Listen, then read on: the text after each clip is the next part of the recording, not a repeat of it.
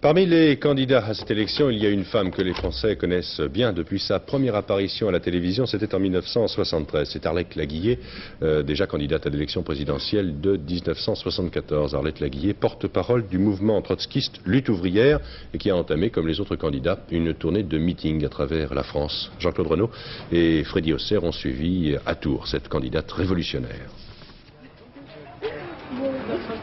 Vous me surprenez là. Bonjour.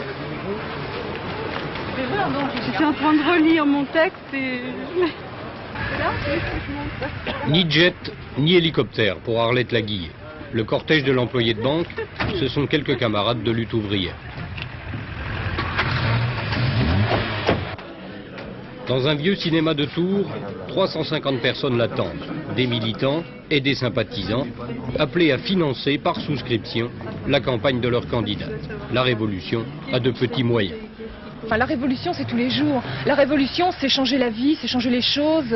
Nous, ce qu'on pense, c'est que finalement, la révolution, c'est même dans les petites choses. Hein. Et puis oui, on est révolutionnaire, on n'a pas peur de le dire. Lutte ouvrière, ce sont des groupes de militants, tous syndiqués, dans plus de 250 entreprises. Pour eux, il s'agit de voter contre Giscard et Chirac, sans pour autant donner un chèque en blanc à Mitterrand au deuxième tour. Seule femme candidate, en 1974, Arlette Laguillet avait recueilli 600 000 voix.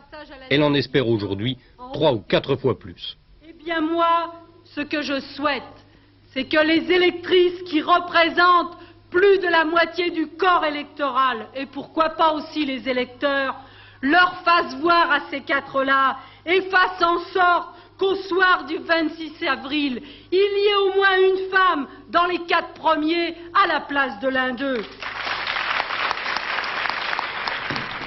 Monsieur Jacques Chirac était l'invité de la presse anglo-américaine ce midi. Alors, un point essentiel à retenir dans ses propos, un point qui concerne la politique intérieure.